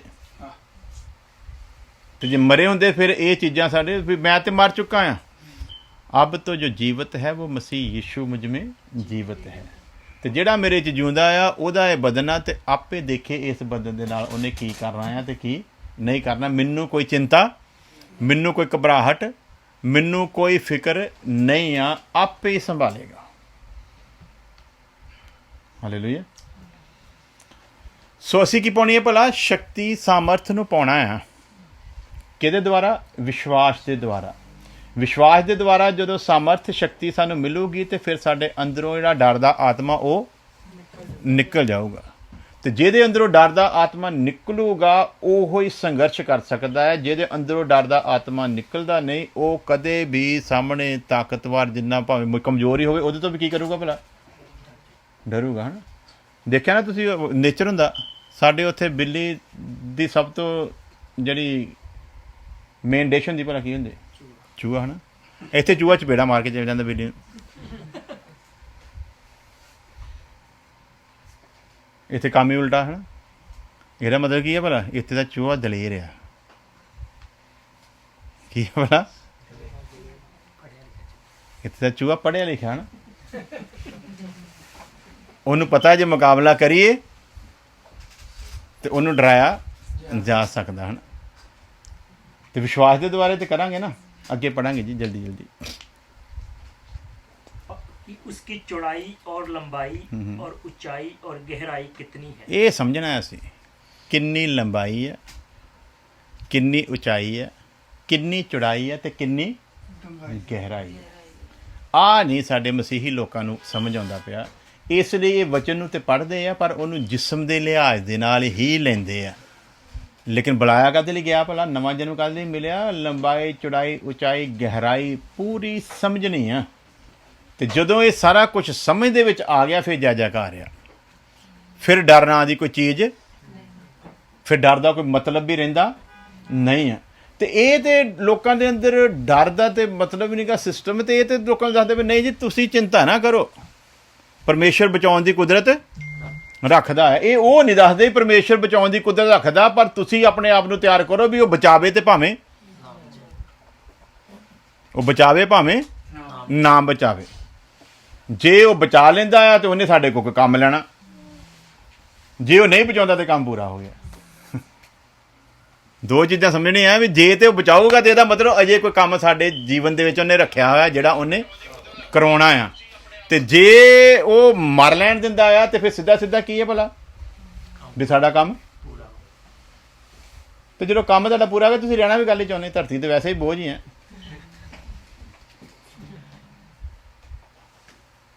ਸੋ ਚੱਕੇ ਜਾਓ, ਦੁਆ ਕਰੋ ਨਾ। ਇਸ ਲਈ ਕੀ ਕਹਿੰਦਾ ਪੌਲੁਸ? ਕਹਿੰਦਾ ਮੈਂ ਚਾਹੁੰਦਾ ਆ ਇਸ ਸਰੀਰ ਤੋਂ ਛੁਟਕਾਰਾ ਪਾਵਾਂ। ਕੀ ਪਾਵਾਂ ਭਲਾ? ਅਸੀਂ ਡਰਦੇ ਭਲਾ ਕੱਲ ਹੀ ਨਹੀਂ ਕੱਲ ਹੀ ਡਰਦੇ ਆ। ਇਹਦੇ ਵਿੱਚ ਵੀ ਇੱਕ ਭੇਤ ਆ ਤੇ ਸਿੱਖਦੇ ਪਏ ਨਾ ਵੀ ਨਾ ਡਰ। ਪੌਲੁਸ ਕਹਿੰਦਾ ਮੈਂ ਚਾਹੁੰਦਾ ਮੈਂ ਇਸ ਸਰੀਰ ਤੋਂ ਛੁਟਕਾਰਾ ਪਾਵਾਂ ਤੇ ਆਪਣੇ ਪ੍ਰਭੂ ਯਿਸੂ ਮਸੀਹ ਦੀ ਜਾ ਕੇ ਗੋਦ ਦੇ ਵਿੱਚ ਰਵਾਂ। ਮੈਂ ਚਾਹੁੰਦਾ ਆ ਕਹਿੰਦਾ। ਪਰ ਕਹਿੰਦਾ ਵੀ ਜੇ ਉਹਨੇ ਮੈਨੂੰ ਰੱਖਿਆ ਹੋਇਆ ਤੇ ਸ਼ਾਇਦ ਕਹਿੰਦਾ ਤੁਹਾਡੇ ਲਈ ਇਹ ਚੰਗੀ ਗੱਲ ਆ। ਜੇ ਉਹ ਮੈਨੂੰ ਸਰੀਰ ਤੋਂ ਛੁਟਕਾਰਾ ਨਹੀਂ ਨਾ ਦੇ ਰਿਹਾ ਤੇ ਇਹਦਾ ਮਤਲਬ ਇਹ ਆ ਵੀ ਉਹਨੂੰ ਪਤਾ ਆ ਵੀ ਮੇਰਾ ਜਿਉਂਦਾ ਰਹਿਣਾ ਤੁਹਾਡੇ ਲਈ ਕੀ ਹੈ ਭਲਾ ਲਾਭ ਦੀ ਗੱਲ ਆ, ਤਾਂ ਜੋ ਮੈਂ ਤੁਹਾਨੂੰ ਉਹਦੀ ਬਾਣੀ ਨੂੰ ਸਹੀ ਤਰੀਕੇ ਦੇ ਨਾਲ ਕੀ ਕਰਾਂ ਭਲਾ ਦੱਸ ਸਕਾਂ। ਇਸ ਲਈ ਕਹਿੰਦਾ ਹੁਣ ਮੇਰੀ ਸਮਝ ਨਹੀਂ ਆਉਂਦੀ ਮੈਂ ਚੁਣਾ ਕਿਹਨੂੰ। ਪਰ ਉਹ ਦੋਨੇ ਚੀਜ਼ਾਂ ਦੇ ਕੀ ਹੈ ਭਲਾ ਤਿਆਰ ਆ। ਜੇ ਪਰਮੇਸ਼ਰ ਰੱਖਣਾ ਚਾਹੁੰਦਾ ਤੇ ਤਾਂ ਵੀ ਉਹਨੂੰ ਕੋਈ ਗਿਲਾ ਨਹੀਂ ਵੀ ਤੂੰ ਮੈਨੂੰ ਲਿਜਾਂਦਾ ਕਿਉਂ ਨਹੀਂ। ਤੇ ਜੇ ਪਰਮੇਸ਼ਰ ਲਿਜਾਣਾ ਚਾਹੁੰਦਾ ਤਾਂ ਤਾਂ ਵੀ ਉਹਨੂੰ ਕੋਈ ਗਿਲਾ ਨਹੀਂ। ਇਸ ਕਰਕੇ ਲਿਖ ਕੇ ਰੱਖਿਆ ਨਾ ਉਹਨੇ ਪਹਿਲਾਂ ਹੀ। ਕਹਿੰਦਾ ਹੁਣ ਮੈਂ ਆਪਣੇ ਖੂਨ ਦਾ ਅਰਗ ਦੇਣ ਵਾਲਾ ਆ। ਹੁਣ ਮੈਂ ਉਸ ਜਗ੍ਹਾ ਤੇ ਪਹੁੰਚ ਗਿਆ ਜਿੱਥੇ ਮੌਤ ਮੇਰਾ ਕੀ ਕਰਦੀ ਪਈ ਆ, ਇੰਤਜ਼ਾਰ ਕਰਦੀ ਪਈ ਆ। ਪਰ ਮੈਂ ਤੁਹਾਨੂੰ ਇੱਕ ਗੱਲ ਦੱਸ ਕੇ ਜਾਣੀ ਚਾਹੁੰਦਾ ਆ। ਹੁਣ ਜਦੋਂ ਕਿ ਮੇਰੀ ਗਰਦਨ ਦੇ ਉੱਤੇ ਘੋੜਾ ਚੱਲਣ ਵਾਲਾ ਆ, ਜਦੋਂ ਕਿ ਉਹਨਾਂ ਨੇ ਮੈਨੂੰ ਮਾਰ ਦੇਣਾ ਆ, ਮੈਂ ਤੁਹਾਨੂੰ ਦੱਸਣਾ ਚਾਹੁੰਦਾ ਆ ਮੈਨੂੰ ਮੌਤ ਦਾ ਕੋਈ ਖੌਫ ਨਹੀਂ, ਮੇਰੇ ਅੰਦਰ ਮੌਤ ਦਾ ਕੋਈ ਡਰ ਨਹੀਂ, ਕਿਉਂਕਿ ਮੈਂ ਚੰਗੀ ਲੜਾਈ ਲੜ ਚੁੱਕਿਆ। ਕੀ ਕੀਤਾ ਭਲਾ? ਮੈਂ ਚੰਗੀ ਲੜਾਈ ਲੜ ਚੁੱਕਾ ਆ। ਮੈਂ ਵਿਸ਼ਵਾਸ ਦੀ ਰਖਵਾਲੀ ਕੀਤੀ ਆ ਤੇ ਹੁਣ ਤੋਂ ਮੇਰੇ ਲਈ ਜ਼ਿੰਦਗੀ ਦਾ ਤਾਜ ਜਿਹੜਾ ਕੀ ਹੈ ਭਲਾ ਤਿਆਰ ਪਿਆ ਆ। ਤੇ ਹੁਣ ਆਏ ਨੇ ਫਿਰ ਉੱਥੇ ਵੀ ਸਾਡੇ ਅੰਦਰ ਮੌਤ ਦਾ ਡਰ ਕਾਹਦੇ ਲਈ ਹੈ? ਇੰਨਾ ਕੁਛ ਦੱਸਤਾ, ਹੁਣ ਤੁਸੀਂ ਦੱਸੋ ਅਸੀਂ ਡਰਦੇ ਗੱਲ ਨਹੀਂ ਮੌਤ ਤੋਂ ਭਲਾ? ਤਿਆਰੀ ਪੂਰੀ। ਡਰ ਕਾਹਦਾ ਭਲਾ? ਡਰ ਕੀ ਹੈ ਭਲਾ? ਜਿਹਦੀ ਤਿਆਰੀ ਪੂਰੀ ਨਾ ਉਹਨੂੰ ਮੌਤ ਦਾ ਕੋਈ ਡਰ ਹੀ ਉਹਨੂੰ ਆ। ਜਿਹਦੀ ਤਿਆਰੀ ਉਹਨੂੰ ਪਤਾ, ਉਹਨੂੰ ਇੱਕ ਗੱਲ ਦਾ ਪਤਾ ਆ। ਲੋਕੀ ਤੇ ਕਹਿੰਦੇ ਸਵਰਗ ਨਰਕ ਹੈਗਾ, ਪਤਾ ਨਹੀਂ ਹੈਗਾ, ਕਿਹਨੇ ਦੇਖਿਆ, ਕੌਣ ਆਇਆ ਕੌਣ ਗਿਆ, ਕਿਹਨੇ ਦੱਸਣਾ, ਕਿਹਨੇ ਕੀ ਕਰਨਾ। ਪਰ ਇੱਕ ਮਸੀਹੀ ਬੰਦੇ ਨੂੰ ਇੱਕ ਗੱਲ ਤੇ 100% ਪਤਾ ਆ ਵੀ ਸਵਰਗ ਵੀ ਹੈਗਾ ਆ ਤੇ ਇਹ ਪੱਕਾ ਇਹਨੂੰ ਯਕੀਨ ਆ। ਇਸ ਲਈ ਹੁਣ ਜਦੋਂ ਇਹ ਸਹੀ ਚਾਲ ਨਹੀਂ ਨਾ ਚੱਲਦਾ, ਇਹਦੇ ਅੰਦਰ ਇਸੇ ਚੀਜ਼ ਦਾ ਡਰ ਆ ਜੇ ਮੈਂ ਮਰ ਗਿਆ ਤੇ ਚੀਕਾਂ ਬਹੁਤ ਨਿਕਲਣੀਆਂ। ਡਰ ਕਾਹਦਾ ਭਲਾ? ਇਹਨੂੰ ਉਹ ਨਰਕ ਦੀ ਅੱਗ ਤੋਂ ਪਹਿਲਾਂ ਜਿਹੜੀ ਅੱਗ ਦੇ ਵਿੱਚ ਇਹਨੂੰ ਰੱਖਿਆ ਜਾਣਾ ਨਾ ਇਨਸਾਫ ਦੇ ਦਿਨ ਤੋਂ ਪਹਿਲਾਂ ਤੱਕ, ਇਹਨੂੰ ਉਹਨਾਂ ਚੀਕਾਂ ਦਾ ਪਤਾ ਆ। ਜਿੱਥੇ ਧਨੀ ਆਦਮੀ ਜਾ ਕੇ ਚੀਕਾਂ ਮਾਰਦਾ ਤੇ ਲਾਜ਼ਰ ਨੂੰ ਕਹਿੰਦਾ ਆਪਣਾ ਪੋਟਾ ਹੀ ਡੁਬੋ ਕੇ ਮੇਰੀ ਬੁੱਲਾਂ ਨੂੰ ਲਾ ਤਾਂ ਕਿ ਮੈਨੂੰ ਥੋੜਾ ਬਹੁਤਾ ਆਵੇ, ਥੋੜਾ ਯਕੀਨ ਜਾਂ ਕੀ ਕਹਿੰਦੇ ਨੇ ਸਬਰ ਸਕੂਨ ਆਵੇ, ਥੋੜੀ ਜਿਹੀ ਚੈਨ ਮਿਲੇ, ਕਿਉਂਕਿ ਮੈਂ ਇੱਥੇ ਕੀ ਕਰਦਾ ਪਿਆ ਤੜਫਦਾ ਪਿਆ। ਇਹਦੇ ਅੰਦਰ ਡਰ ਇਹ ਆ ਵੀ ਇਹਦੀ ਤਿਆਰੀ ਪੂਰੀ, ਇਹਦੀ ਪੂਰੀ ਤਿਆਰੀ ਨਹੀਂ ਹੈ। ਫੌਜੀ ਜਿਹੜਾ ਨਾ ਉਹ ਵੀ ਤਾਂ ਸਾਡੇ ਵਰਗਾ ਇਨਸਾਨ ਹੁੰਦਾ। ਹਾਂਜੀ, ਫੌਜੀ ਸਾਡੇ ਵਰਗਾ ਇਨਸਾਨ ਹੁੰਦਾ ਤੇ ਸਿਪਾਹੀ ਵੀ ਸਾਡੇ ਵਰਗਾ ਹੁੰਦਾ। ਸਿਪਾਹੀ ਦੇ ਅੰਦਰ ਉਹ ਜਜ਼ਬਾ ਨਹੀਂ ਹੁੰਦਾ ਜਿਹੜਾ ਫੌਜੀ ਦੇ ਅੰਦਰ ਹੁੰਦਾ ਹਨਾ। ਟ੍ਰੇਨਿੰਗ ਉਹਦੀ ਵੀ 9 ਮਹੀਨੇ ਦੀ ਹੁੰਦੀ ਹੈ, ਫੌਜੀ ਦੀ ਵੀ, ਤੇ ਟ੍ਰੇਨਿੰਗ ਪੁਲਿਸੀਏ ਦੀ ਵੀ 9 ਮਹੀਨੇ ਦੀ। ਲੇਕਿਨ ਦੋਨਾਂ ਦੇ ਜੀਵਨ 'ਚ ਭਲਾ ਕਿੰਨਾ ਫਰਕ ਆ। ਉਸੇ ਤਰ੍ਹਾਂ ਜਿਹੜੇ ਬੇਗੈਰਤ ਹਸਾਈ ਆ ਨਾ, ਇਹਨਾਂ ਦੀ ਟ੍ਰੇਨਿੰਗ ਵੀ 9 ਮਹੀਨੇ ਦੀ ਹੈ, ਤੇ ਟ੍ਰੇਨਿੰਗ ਗੈਰਤਮੰਦਾਂ ਦੀ ਵੀ 9 ਮਹੀਨੇ ਦੀ ਹੈ। ਤੇ ਜਿਹੜਾ ਗੈਰਤਮੰਦ ਹੈ ਉਹ ਭਲਾ ਕੀ ਕਰ ਜਾਂਦਾ। ਫੌਜੀ ਦੇ ਲਈ ਗੌਰਵ ਦਾ ਦਿਨ ਹੀ ਉਹ ਹੁੰਦਾ ਜਦੋਂ ਉਹ ਛਾਤੀ ਤੇ ਗੋਲੀ ਖਾ ਕੇ ਆਵੇ। ਤੇ ਯਾਰ ਇੱਕ ਗੱਲ ਦੇਖੋ ਵੀ ਉਹਦੇ ਅੰਦਰ ਮੌਤ ਦਾ ਖੌਫ ਕਿਉਂ ਨਹੀਂ ਹੈ। ਬੋਲੋ ਜੀ। ਉਹਨੂੰ ਪਤਾ ਆ ਡਿਊਟੀ ਕਰਦੇ ਵਕਤ ਅਗਰ ਮੈਂ ਵਫਾਦਾਰੀ ਦੇ ਨਾਲ ਆਪਣੇ ਦੇਸ਼ ਦੇ ਲਈ ਮਰਿਆ, ਮੇਰੇ ਲਈ ਇਹ ਗੌਰਵ ਦੀ ਗੱਲ ਆ।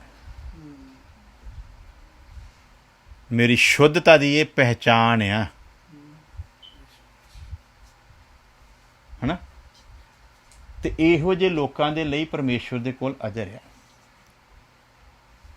ਤੇ ਫੌਜੀ ਇੱਕ ਤਿਆਰ ਹੁੰਦਾ ਆ ਜਿਹੜਾ ਮੌਤ ਤੋਂ ਡਰਦਾ ਨਹੀਂ ਹੈ, ਔਰ ਹਰ ਦਿਨ ਉਹ ਜਦੋਂ ਬਾਰਡਰ ਤੇ ਡਿਊਟੀ ਕਰਦੇ ਨਾ, ਹਰ ਦਿਨ ਉਹਨਾਂ ਦੇ ਲਈ ਮੌਤ ਦਾ ਦਿਨ ਹੀ ਹੁੰਦਾ ਆ, ਔਰ ਉਹ ਮੌਤ ਦੀ ਇੰਤਜ਼ਾਰ ਦੇ ਵਿੱਚ ਬੈਠੇ ਹੁੰਦੇ ਆ। ਕੋਈ ਗੱਲ ਨਹੀਂ, ਮੌਤ ਆਵੇ ਤੇ ਸਹੀ। ਤੇ ਦਲੇਰ ਤੋਂ ਭਲਾ ਮੌਤ ਵੀ ਭੱਜਦੀ ਆ। ਤੇ ਸਾਡੇ ਅੰਦਰ ਇਹ ਖੌਫ ਇਸੇ ਲਈ ਆ ਕਿਉਂਕਿ ਉਹਨਾਂ ਫੌਜੀਆਂ ਦੀ ਤਰ੍ਹਾਂ ਸਾਡੀ ਤਿਆਰੀ ਨਹੀਂ ਕਰਵਾਏਗੀ। ਤਿਆਰੀ ਕਿੱਦਾਂ ਦੀ ਕਰਾਏਗੀ? ਪੰਜਾਬ ਪੁਲਿਸ ਹੋਏਗੀ। ਨੌਕਰੀ ਕਾਹਦੇ ਲਈ ਲੈਣੀ ਆ ਭਲਾ? ਰਿਸ਼ਵਤ ਖਾਣ ਦੇ ਲਈ। ਨੌਕਰੀ ਕਾਹਦੇ ਲਈ ਲੈਣੀ ਆ? ਬਦਲੇ ਲੈਣ ਦੇ ਲਈ। ਨੌਕਰੀ ਕਾਹਦੇ ਲਈ ਲੈਣੀ ਆ? ਲੋਕਾਂ ਦਾ ਕਟਾਪਾ ਚਾੜਨ ਦੇ ਲਈ। ਨੌਕਰੀ ਕਾਹਦੇ ਲਈ ਲੈਣੀ? ਲੋਕਾਂ ਨੂੰ ਬੇਵਕੂਫ ਬਣਾਉਣ ਦੇ ਲਈ। ਉਹਨਾਂ ਦੇ ਮਨ ਦੇ ਵਿੱਚ ਜਜ਼ਬਾ ਹੀ ਇੰਨਾ ਕੁ ਹੁੰਦਾ, ਇੱਥੋਂ ਕੁ ਤੱਕ ਹੀ ਉਹਨਾਂ ਦੀ ਸੋਚ ਹੁੰਦੀ ਹੈ, ਤੇ ਇਸੇ ਲਈ ਨੌਕਰੀ ਕਰਦੇ ਆ। ਉਸੇ ਤਰ੍ਹਾਂ ਅੱਜ ਜਿਹੜੇ ਨਵਾਂ ਜਨਮ ਪਾ ਕੇ ਸੇਵਕਾ ਹੀ ਕਰਦੇ ਪਏ ਨਾ, ਇਹਨਾਂ ਵਿੱਚ ਵੀ ਬਹੁਤ ਲੋਕ ਕਾਹਦੇ ਲਈ ਭਲਾ? ਪਾਸਟਰ ਬਣਦੇ ਆ, 2 ਕੁੜਤੇ ਪਜਾਮੇ ਲੈਣੇ, ਬਾਕੀ ਲੋਕਾਂ ਨੇ ਆਪੇ ਲੈ ਕੇ ਦੇ ਜਾਣੇ, ਹਨਾ। ਜਿਸ ਘਰ 'ਚ ਜਾਣਾ, ਅਗਲੇ ਵਿਚਾਰੇ ਮੂੰਗੀ ਦੀ ਦਾਲ ਵੀ ਭਾਵੇਂ ਖਾਣ ਲਈ ਨਾ ਹੁਣ, ਗੁਆਂਢੀ ਦੇ ਕੁੱਕੜ ਦੀ ਸ਼ਾਮਤ ਆ ਜਾਂਦੀ। ਇੱਦਾਂ ਹੁੰਦਾ ਨਾ। ਤੇ ਪਾਦਰੀ ਦੇ ਸਾਹਮਣੇ ਦਾਲ ਰੱਖ ਦਿਓ, ਦੁਆ ਵੀ ਨਹੀਂ ਕਰਦਾ। ਫਿਰ ਪੁੱਛਦਾ ਵੀ ਦੁਆ ਕਾਹਤੇ ਕਰੀਏ, ਹਨਾ। ਕੁੱਕੜ ਤੇ ਹੈਗਾ। ਇਹ ਕੁਛ ਇੱਦਾਂ ਦੇ ਸਿਪਾਹੀ ਆ ਯਿਸੂ ਮਸੀਹ ਦੇ, ਜਿਹੜੇ ਕਾਹਦੇ ਲਈ ਆਇਆ ਭਲਾ? ਜਿੱਥੇ ਜਾਣਾ ਹੈ ਉੱਥੇ ਮੁੱਠੀ ਬੰਦ ਕਰਕੇ ਉਹਨੇ ਕੁਛ ਨਾ ਕੁਛ ਤੋੜ ਕੇ ਭੇਜਣਾ, ਤੋੜ ਕੇ ਜਾਣਾ, ਤੇ ਜਾਣਾ ਦੇ ਕੇ ਵੀ ਤੋੜਨਾ, ਹਨਾ। ਕੁਛ ਨਾ ਕੁਛ ਮਿਲਣਾ। ਕੀ ਜਾਂਦੇ ਭਲਾ? ਇਹਨਾਂ ਦੇ ਮਨ ਦੀ ਤਮੰਨਾ ਹੀ ਹੁੰਦੀ। ਇਹਨਾਂ ਦੀ ਸੋਚ ਕਿੱਥੋਂ ਤੱਕ ਹੁੰਦੀ ਭਲਾ? ਇਹ ਜਿਹੜਾ ਵਚਨ ਅਸੀਂ ਸੁਣਾਉਣਾ, ਲੋਕਾਂ ਨੂੰ ਬੁਰਾ ਭਲਾ ਕੱਲ੍ਹ ਹੀ ਲੱਗਦਾ। ਇਹ ਉਹਦੇ ਜਾ ਕੇ ਸੂਲਾਂ ਵਾਂਗੂ ਚੁੱਭਦਾ ਆ ਜਿਹੜਾ ਇਹੋ ਜਿਹਾ ਬੇਗੈਰਤ ਸੇਵਕ ਆ। ਹੁਣ ਕੋਈ ਜਿੱਦਾਂ ਮਰਜ਼ੀ, ਸਾਨੂੰ ਨਹੀਂ ਕਦੀ ਕਿਸੇ ਦਾ ਵਚਨ ਚੁੱਭਦਾ। ਕੋਈ ਕਰੇ ਇੱਦਾਂ ਦਾ ਵਚਨ, ਸਾਨੂੰ ਨਹੀਂ ਚੁੱਭਦਾ। ਕਿਉਂ ਭਲਾ? ਸਾਨੂੰ ਪਤਾ ਜਿੱਦਾਂ ਦਾ ਮਰਜ਼ੀ ਕਰੀ ਜਾਵੇ, ਅਸੀਂ ਕਿਸੇ ਦੀ ਜੇਬ ਦੇ ਉੱਤੇ ਅੱਖ ਰੱਖੀ ਹੋਊਗੀ ਤੇ ਸਾਨੂੰ ਚੁੱਭੂਗਾ ਨਾ। ਤੇ ਚੁੱਭਣਾ ਕਿਹਨੂੰ ਭਲਾ? ਜਿਹਨੇ ਅੱਖ ਰੱਖੀ ਹੋਈ ਹੈ। ਖੁਦਾ ਦਾ ਸ਼ੁਕਰ ਕਰਿਆ ਵੀ ਤੁਹਾਨੂੰ ਰੱਬ ਨੇ ਜਿਹੜਾ ਸੇਵਕ ਦਿੱਤਾ, ਇਹ ਐਸਾ ਸੇਵਕ। ਤੁਸੀਂ ਦਾਨ ਦਿੰਦੇ ਤੇ ਮੈਂ ਕਹਿੰਦਾ ਨਹੀਂ ਕੋਈ ਗੱਲ ਨਹੀਂ ਯਾਰ, ਜੇ ਤੁਹਾਨੂੰ ਜ਼ਰੂਰਤ ਹੈਗੀ ਤੁਸੀਂ ਰੱਖੋ। ਕੀ ਕਰੀਦਾ ਭਲਾ? ਆ ਕੈਨੇਡਾ ਤੋਂ ਮੇਰੀਆਂ ਬੜੀਆਂ ਅਜੀਜ਼ ਭੈਣਾਂ ਆ, ਉਹ ਸਕੀਆਂ ਭੈਣਾਂ ਨੂੰ ਵੀ ਵੱਧ ਕੇ ਹੈ। ਉਹ ਵਿਚਾਰੀਆਂ ਮੈਨੂੰ ਕਈ ਵਾਰੀ ਫੋਨ ਕਰਦੀਆਂ, ਬਸ ਜੀ ਉਹ ਆਪਣਾ ਅਕਾਊਂਟ ਨੰਬਰ ਸੀ, ਉਹ ਪਾਸੇ ਫਲਾਣਾ। ਇੱਕ ਨੇ ਪੈਸੇ ਭੇਜੇ ਹੋਏ ਆ ਪਿਛਲੇ ਹਫ਼ਤੇ ਦੇ, ਉਹ ਮੇਰੇ ਕੋਲ ਵੈਸਟਰਨ ਯੂਨੀਅਨ 'ਤੇ ਜਾ ਕੇ ਲੈਣ ਦਾ ਟਾਈਮ ਨਹੀਂ।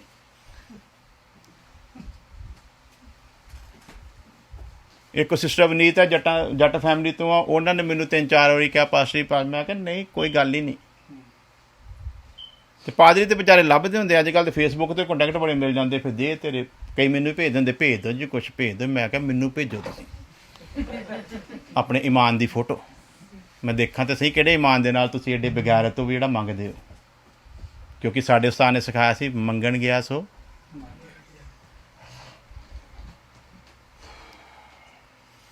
ਸੋ ਇੱਦਾਂ ਦੇ ਸਿਪਾਹੀ ਆ ਜਿਹੜੇ ਕਦੇ ਨਹੀਂ ਆਏ ਭਲਾ ਸੇਵਾ ਕਰਨ ਦੇ ਵਾਸਤੇ। ਉਹਨਾਂ ਪਤਾ ਆ ਸੇਵਾ ਬੜੀ ਹੁੰਦੀ ਆ, ਜੋ ਮੰਗੋ ਬਸ ਲੋਕਾਂ ਨੂੰ ਬੇਵਕੂਫ ਜਿਹਾ ਬਣਾਉਣਾ ਥੋੜ੍ਹਾ ਜਿਹਾ ਜਾ ਕੇ, ਤੇ ਲੋਕੀ ਤਿਆਰ ਆ, ਹੈ ਨਾ।